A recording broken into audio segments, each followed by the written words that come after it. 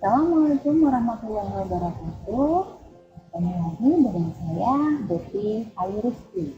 Kali ini masih dalam bahasan suhu dan kalor, dan kita akan melanjutkan pembahasan tentang pemuaian zat dan pindahan kalor. Setiap benda yang dipanaskan itu pasti akan memuai. Pemuaiannya di sini bisa bertambah panjang, bertambah luas, atau bertambah volumenya. Sehingga untuk pembahasan pemuaian zat ada 3 macam, yaitu yang pertama adalah muai panjang, dan yang kedua adalah muai luas, yang ketiga adalah muai volume. Nah, ini adalah contoh aplikasi dalam kehidupan sehari-hari. Untuk yang pertama, ini adalah sambungan rel kereta api. Mengapa sambungan rel kereta api dibuat memiliki celah? Itu agar ketika di siang hari besinya memuai dan tidak membuat melengkung. Kemudian yang kedua, ini adalah kabel listrik. Ketika siang hari karena terkena panas matahari, maka kabel listrik tersebut memuai. Berarti memuainya akan bertambah panjang ya. Jadi akan terlihat kendor kalau dibandingkan dengan pada malam hari. Contoh yang lainnya itu adalah untuk muai ruang, yaitu pembuatan kaca jendela. Biasanya pada pembuatan kaca jendela itu dibikin longgar atau mempunyai celah agar ketika kaca memuai tidak menyebabkan kaca tersebut pecah. Dan yang terakhir di sini adalah pemuaian gas. Bisa kalian lihat untuk gambar A ini adalah sebelum tabung dipanaskan. Sebelum tabung dipanaskan, balon di sini kempes. Nah, ketika tabung tersebut dipanaskan, maka akan terlihat di sini balonnya terisi oleh udara. Ini memperlihatkan bahwa ketika dipanaskan, maka udara tersebut memuai atau bertambah volumenya. Oke, kita lanjutkan untuk bahasan yang pertama, itu tentang muai panjang. Muai panjang biasanya terjadi pada zat padat, contohnya tadi adalah kereta ya. Nah, besarnya pertambahan panjang dari suatu benda itu dipengaruhi yang pertama adalah panjang mula-mula benda, di sini disimbolkan dengan L0. Lalu yang kedua adalah koefisien muai panjang, di mana koefisien muai panjang ini tergantung pada jenis bendanya. Dan yang ketiga itu adalah perubahan suhunya. Sehingga ketika benda tersebut dipanaskan, maka akan terjadi pertambahan panjang sebesar delta L. Ini digambarkan delta L ya. Dan besarnya delta L sama dengan L0 yang dikalikan alfa dikalikan dengan delta T.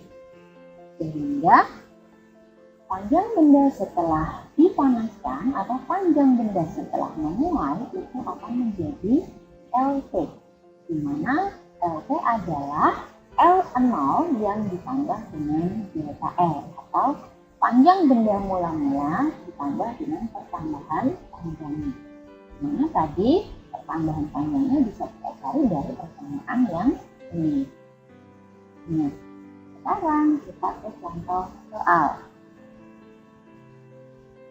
Di sini ada sebuah jarum yang panjangnya adalah 30 mm dipanaskan sehingga suhunya naik dari 10 derajat Celcius menjadi 40 derajat Celcius. Dan jarum tersebut terbuat dari besi di mana nilai koefisien muai besinya adalah 12 kali 10 pangkat 6 per derajat Celcius. Dan yang ditanyakan yang pertama adalah berapakah pertambahan panjang jarum tersebut Dan yang kedua adalah berapakah panjang akhir jarum tersebut setelah dipanaskan. Oke. Yang pertama, yang diketahui itu yang pertama adalah panjang mula-mulanya, yaitu sebesar 30 cm. Kemudian yang kedua adalah suhu awalnya, di mana nilainya adalah 10 cm.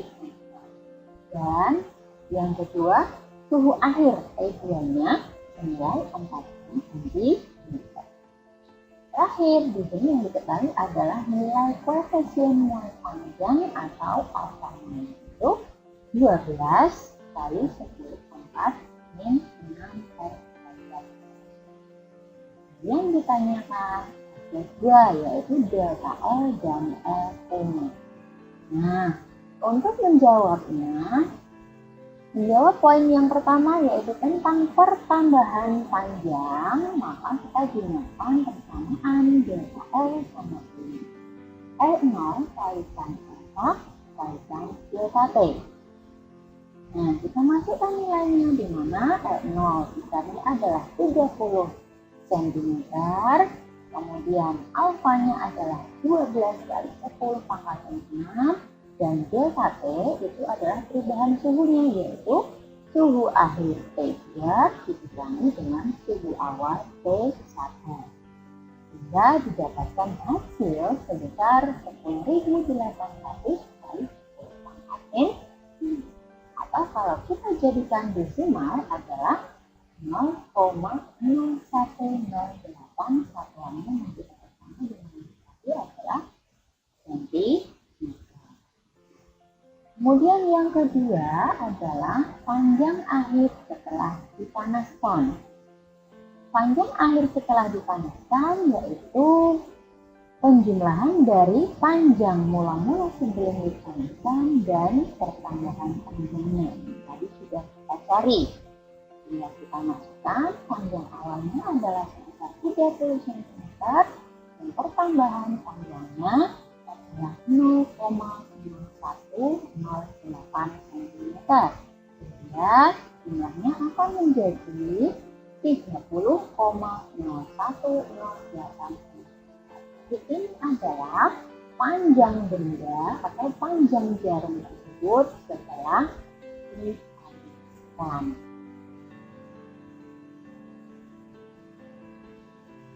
Kemudian yang kedua itu adalah muai luas. Untuk muai luas di sini juga masih terjadi pada zat padat. Bedanya kalau untuk muai panjang hanya dalam satu sisi saja, sedangkan kalau untuk muai luas itu dua sisi, yaitu untuk panjangnya dan untuk lebarnya. Kita mengalami pertambahan muai. Nah, jadi untuk besarnya pertambahan luas dari suatu benda yang dipanaskan itu dipengaruhi oleh, masih sama seperti persamaan yang tadi. Yang pertama adalah luas benda mula atau A0. Kemudian yang kedua adalah koefisien muai luasnya atau beta. Kalau tadi koefisien muai panjang kita sediakan dengan alfa, ya. Nah, untuk zat padat itu nilai beta sama dengan 2 kali alfanya. Atau koefisien muai luas itu nilainya adalah 2 kali dari koefisien muai panjang. Dan yang ketiga adalah perubahan suhunya. Sehingga bisa dirumuskan pertambahan luas benda yang dipanaskan sama dengan A0 kalikan beta kalikan delta T. Nah, atau betanya bisa diganti dengan 2 kali alfa. Ini bisa, ya. Jadi untuk zat padat, nah di sini delta A sama dengan A0 kalikan 2 alfa kalikan delta T. Dan luas benda setelah memuai atau setelah dipanaskan, maka nilainya adalah AP sama dengan A0 yang ditambah dengan delta A. Luas mula-mula yang ditambah dengan pertambahan luasnya setelah mulai. Untuk contoh soalnya, Ada sebuah kaca jendela yang berukuran 1,2 meter ini berada pada suhu 25 derajat. Akibat terkena sinar matahari, suhunya naik menjadi 45 derajat Celcius. Dan yang ditanyakan adalah berapakah pertambahan luasnya sekarang jika diketahui nilai koefisien muai panjang kaca adalah 9 kali 10 pangkat negatif 6 per derajat Celcius. Jadi mula-mula yang diketahui adalah luasnya.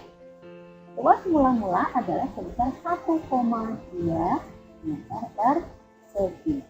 Kemudian suhu yang pertama adalah 25 derajat Celcius. Dan suhu akhirnya adalah 45 derajat Celcius. Sedangkan alfa atau koefisien muai panjangnya adalah 9 kali 10 pangkat 6 per derajat. Sedangkan yang ditanyakan adalah pertambahan luasnya. Jadi hanya delta A saja yang ditanyakan. Nah, karena hanya delta A saja, berarti langsung kita ke persamaan di mana delta A sama dengan A0 kalikan beta kalikan dengan delta T.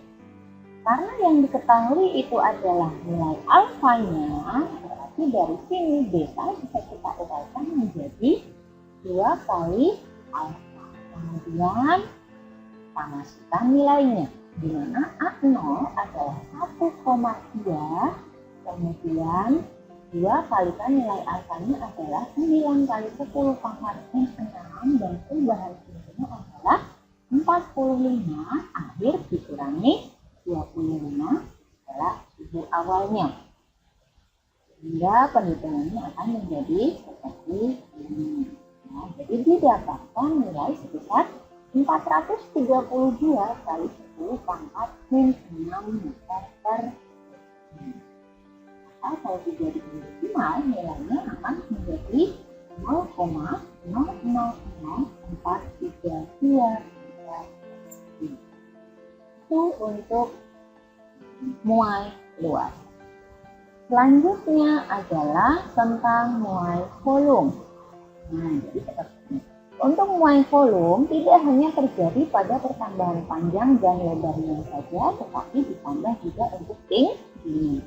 Sehingga untuk muai volume ini tidak hanya terjadi pada zat padat saja, tetapi juga pada zat cair dan zat gas. Sedangkan besarnya pertambahan volume dari suatu benda dipengaruhi oleh yang pertama adalah volume mula-mula benda atau thermal, kemudian yang kedua adalah koefisien muai volume atau gamma, dimana kalau untuk zat padat nilai gamma itu sama dengan 3 kali alfa, koefisien muai volume itu sama dengan 3 kali dari koefisien muai panjang. Kemudian yang ketiga itu adalah perubahan suhunya. Sehingga untuk pertambahan volume kita bisa dapatkan persamaan sebesar P0 kali K sama kalikan delta T. Maka tadi untuk zat padat sama dengan P0 kalikan 3 kali alfa yang dikalikan dengan delta T. Nah, untuk volume benda setelah dipanaskan atau setelah mengurai itu bisanya sama dengan Cp sama dengan P0 yang ditambah dengan delta T. Contoh soalnya. Nah, jadi di sini ada sebuah bejana kaca yang koefisien muai panjangnya adalah 10 kali 10 pangkat 6 per Celcius. Nilainya berada pada suhu 0 derajat Celcius. Terisi penuh dengan 100 cm3 raksa yang koefisien muai volumenya adalah 2 kali 10 pangkat 4 per derajat Celcius.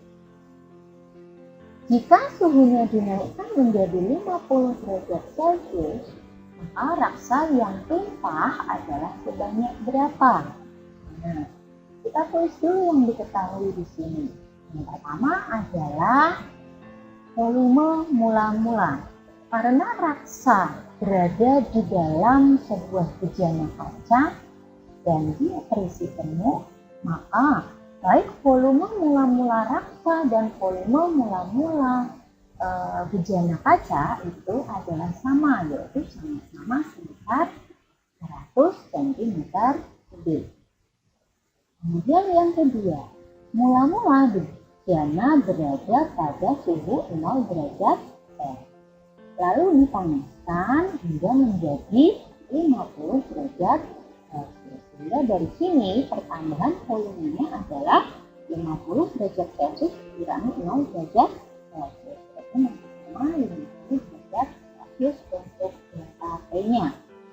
Nah, lalu alfa di sini atau koefisien muai panjang untuk bejana, yaitu senilai 10 kali 10 pangkat menjadi 6 per Celsius. Dan yang terakhir di sini adalah koefisien muai volume untuk raksanya sebesar 2 kali 10 pangkat 4 per Celsius. Dan yang ditanyakan adalah berapakah volume raksa yang tumpah? Oke, mari kita volume raksa yang tumpah itu artinya adalah pertambahan volume raksa setelah dipanaskan dikurangi pertambahan volume bejana kaca setelah dipanaskan. Karena keduanya ketika dipanaskan sama-sama memuai. Nah, karena di sini raksanya tumpah, itu artinya pertambahan volume raksa lebih besar daripada pertambahan volume bejana kacanya. Sehingga yang akan kita cari adalah nilai selisihnya. Jadi kita masukkan rumus pertambahan volume, yaitu V0 atau volume mula-mula untuk raksa yang dikalikan gamma raksanya atau koefisien muai volume untuk raksa dan perubahan suhunya delta T. Untuk bejana kaca juga sama. V0 bejana kaca yang dikalikan gamma kacanya yang dikalikan delta T. Oleh karena bejana kaca itu adalah zat padat, berarti nilai gamma kaca di sini kita ubah menjadi 3 kali alfa, karena yang diketahui adalah koefisien muai panjangnya. Nah, lalu volume mula-mula baik untuk raksa dan untuk bejana adalah sama, yaitu sebesar V0, dan perubahan suhunya untuk keduanya juga sama, yaitu sebesar delta T, sehingga dari sini bisa kita keluarkan ya. Nah, ini nanti di dalam kurung sama dengan gamma raksa yang dikurangi dengan 3 kali alfa.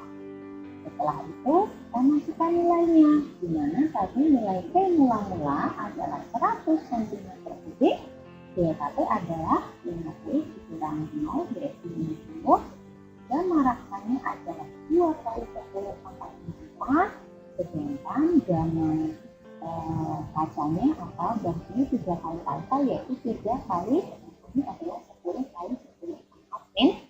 Nah, dari sini kita samakan dulu ya. Sehingga didapatkan 100 kali 50 adalah 5000.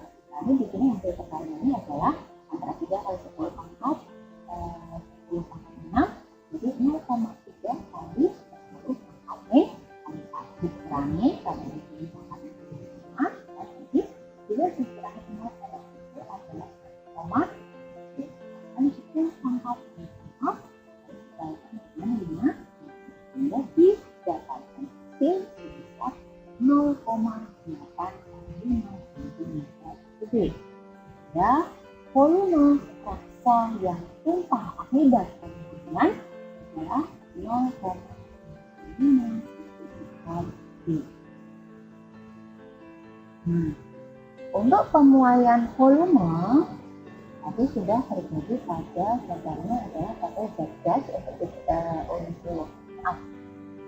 untuk yang contoh soal yang ini ya, yang ini adalah terjadi pemuaian pada zat padat dan zat cair. Nah, sekarang pemuaian pada gas ya, jadi pemuaian volume pada gas. Nah, jadi di sini terjadi ketika tekanan gas nilainya adalah tetap.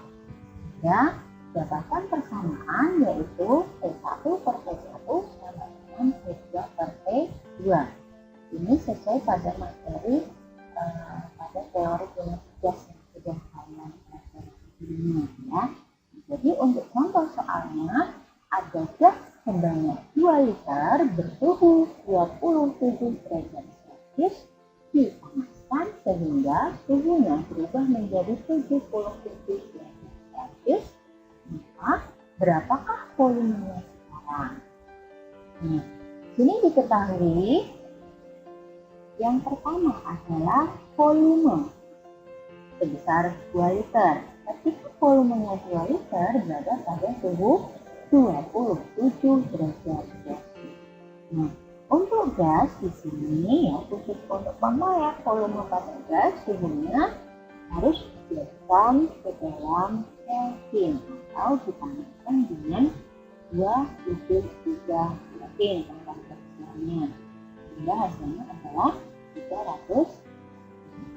Kemudian untuk suhu yang ditanamkan yaitu P2 pada 77 derajat Celcius atau ditambah 273 jadi 350 dalam yang ditanyakan adalah volume ketika suhunya sebesar 305. Dan nanti kita gunakan persamaan P2 sama dengan P1 per P. Ini bisa jadi kali. Jadi untuk nilai P2 adalah P1-nya 2 liter dibagi P1-nya sebesar 300 dan dikali P2-nya adalah 350. Hanya didapatkan nilai sebesar 2,33 liter. Nah, itu adalah pembahasan tentang pemuaian kalor. Nah, selanjutnya adalah tentang perpindahan kalor.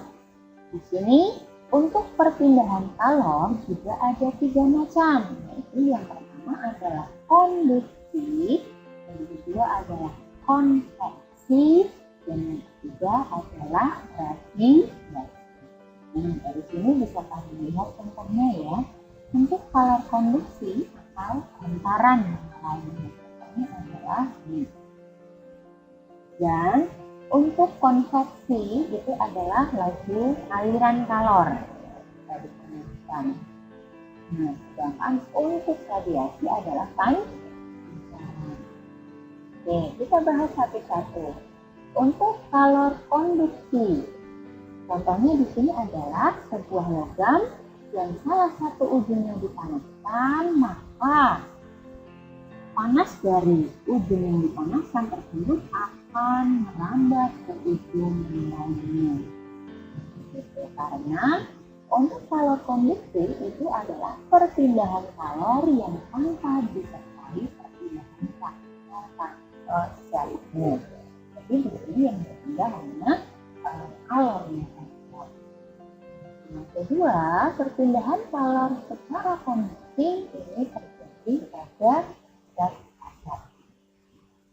Perpindahan kalor konduksi dipengaruhi oleh yang pertama adalah koefisien konduksi kalor atau K, dan yang kedua adalah luas penampangnya A, yang ketiga adalah perubahan suhunya T, dan yang keempat adalah panjang belakangnya L. Sehingga laju hantaran kalor konduksi dirumuskan dengan H sama dengan K kalikan A kalikan delta T dibagi dengan L. Contoh soalnya. Jadi misalkan di sini ada 2 buah batang logam ya, Yang pertama, untuk logam A nilai suhunya adalah 75 derajat Celcius, dan untuk suhu mula batang B adalah 0 derajat Celcius.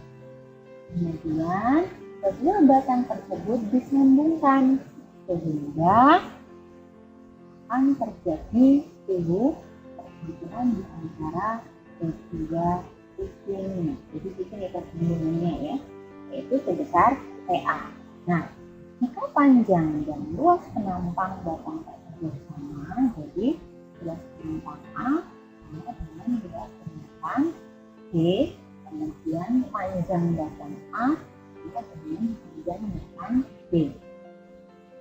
Dan nilai koefisien termal K-nya ya, jadi nilai koefisien termal untuk batang B itu nilainya adalah 2 kali dari koefisien termal batang A, maka suhu di titik persambungannya adalah berapa? Nah, kita bahas. Jadi yang diketahui pertama adalah LA sama dengan LB, panjang batang A sama dengan panjang batang B. Kemudian yang kedua adalah luasnya. Luasnya juga masih sama, yaitu AA sama dengan AB. Yang ketiga adalah suhu mula-mula A atau CA, yaitu sebesar 75 derajat Celcius. Dan yang kedua, suhu mula-mula B, yaitu sebesar 0 derajat Celcius. Di mana koefisien termal batang B adalah 2 kali dari koefisien termal batang A. Dan yang ditanyakan adalah berapa suhu sambungannya. Di sini konsepnya sama seperti asas lab, yaitu kalor yang bebas sama dengan kalor yang karena ini bahasanya tentang konduktor atau dengan laju hantaran yang kalor tidak memiliki hantaran yang rendah kalor. Nah, laju hantaran konduksi yang bebas adalah yang memiliki suhu lebih besar, seperti yang A, sedangkan yang rendah adalah yang memiliki lebih rendah, seperti yang B. Nah, kita tuliskan persamaannya. Untuk yang melepas itu adalah batang A, jadi KA kalikan AA kalikan delta B, berarti delta B ini adalah jadi nilai-nilai A di sini itu diganti dengan panjang A. Yang panjang B adalah AB, kemudian kalikan AB kalikan delta PB, berarti di sini delta ini yang dikali dengan PB-nya. Nah, untuk dapat A ini sedangkan delta B ya PB-nya masih akan dari plus B, yaitu sekian. Nah, setelah itu karena di dalam soal nilai panjang dan nilai panjang jadi dari persamaan awalnya S bisa kita dapatkan menjadi ini. Jadi suhu persambungan antara kedua batang dengan KA kalikan PA ditambah KB kalikan B dengan KA yang ditambah KB. Atau ada kalian lebih mudah mengingat ini, bisa kalian menyebutnya dengan kata-kata ya. Tapi rumus ini digunakan hanya untuk ketika panjang dan luas yang berbeda. Jika luas dan panjang yang berbeda, berarti kamu harus menggunakan persamaan yang selanjutnya. Lalu kita masukkan nilainya. Sekarang sini yang diketahui adalah KB, jadi nilai apa? PA kita tuliskan sebagai ditambah KB-nya kita katakan sebesar 2. Jadi adalah A seperti A dan KB ya A. Nah, di sini maupun juga tetap berat ya. Ya, dikatakan 75 kali 1 berarti 75. Jadi berarti 2 kali 0 maka nilainya adalah 0. Berarti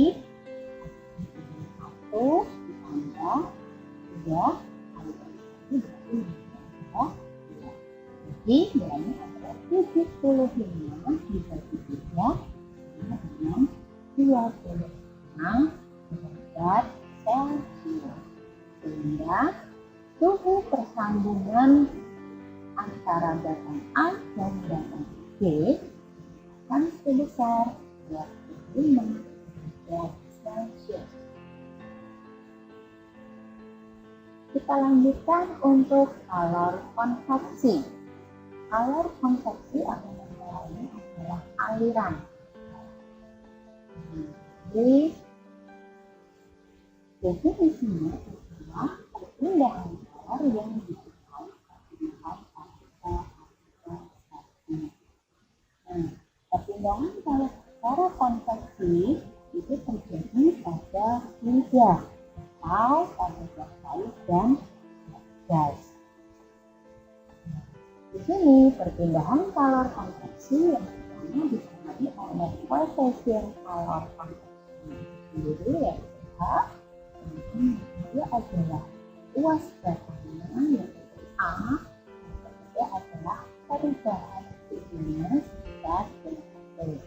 Sehingga laju hantaran kalor konveksi jadi laju hantaran kalor konveksi itu dirumuskan sebagai H sama dengan K kecil yang dikaitkan dengan A kaitan dengan T. Jadi mula-mula ketika air dipanaskan, maka yang pertama kali mendapatkan kalor itu adalah bagian bawah dulu. Jadi ketika bagian bawah sudah dirasa panas, air panas tersebut kerapatannya lebih rendah. Kalau karena kerapatannya lebih rendah, maka air di bagian bawah itu akan bergerak naik dan digantikan oleh air dingin yang kerapatannya lebih tinggi. Yang dingin di atas akan bergerak jadi aliran air atau air konveksi. Ya. Nah, contoh lainnya di sini adalah terjadinya angin barat dan angin laut. Tapi karena perbedaan kerapatan. Jadi kerapatan udara kalau mengatakan ya, contoh untuk sekarang untuk contoh soalnya udara dingin pada temperatur 12 derajat Celcius dipaksakan melalui plat tipis yang memiliki temperatur 44 derajat Celcius. Jika koefisien konveksi permainnya adalah 30 per maka tentukan laju aliran dari plat satu gelombang menjadi 1,5. Dari sini bisa kita ketahui yang pertama adalah suhu mula-mulanya yaitu sekitar 12 derajat Celcius. Suhu yang kedua adalah 44 derajat Celcius dan koefisien konveksi kalornya adalah 30 derajat Celcius.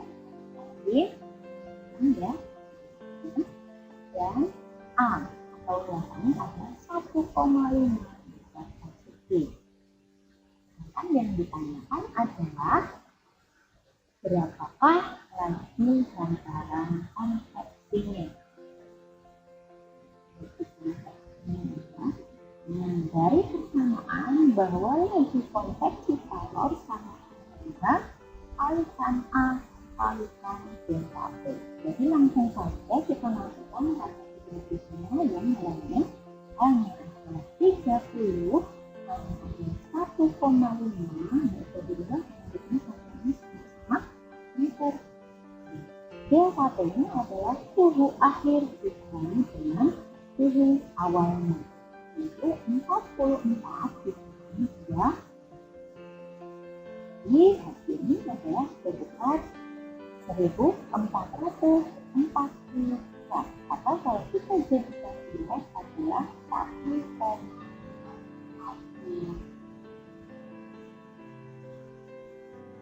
Yang terakhir adalah kalor radiasi.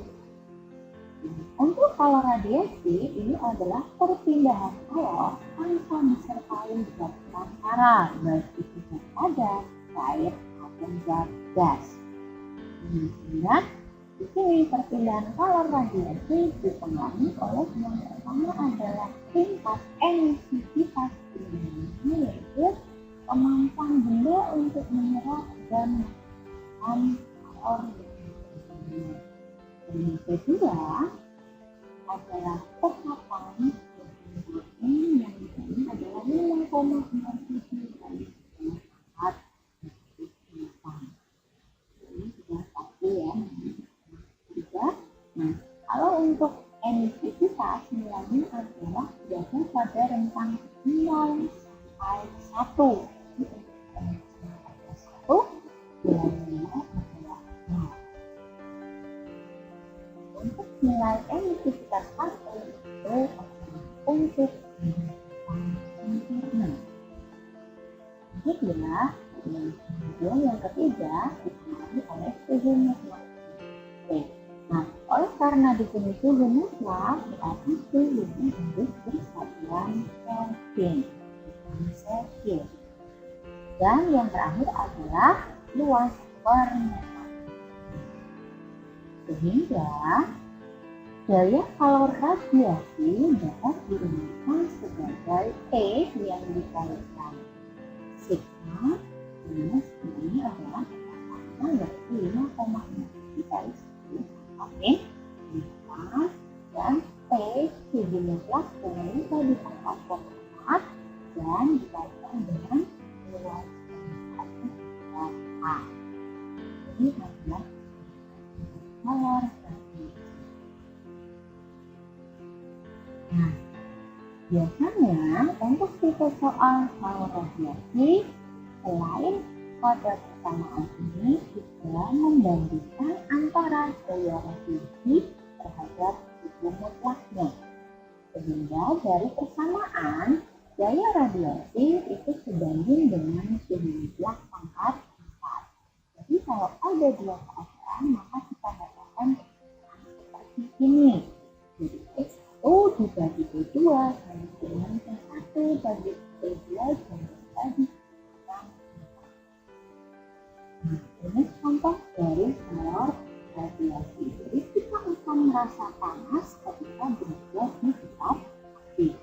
Karena api itu akan memancarkan kalor radiasi ke tangan kita.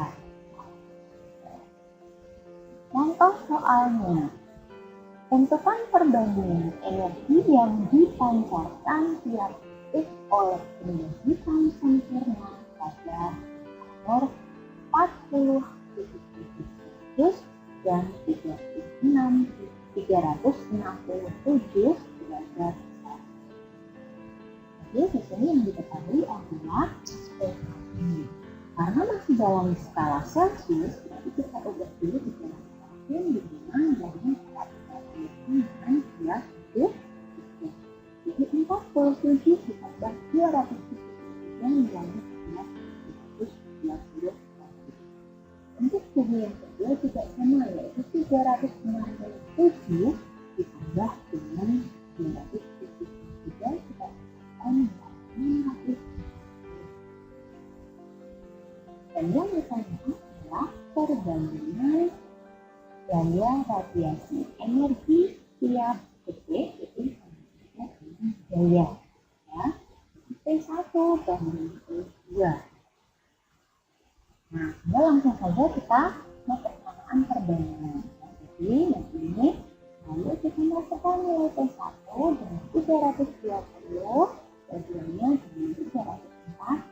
Dari sini kita dapatkan nilai 1/2. Kita pangkatkan 4, maka 1 pangkat 4 adalah 1 dan 2 pangkat 4 adalah 16. Jadi perbandingan energi yang dipancarkan tiap detik oleh benda 1 dan benda 2 adalah 1 banding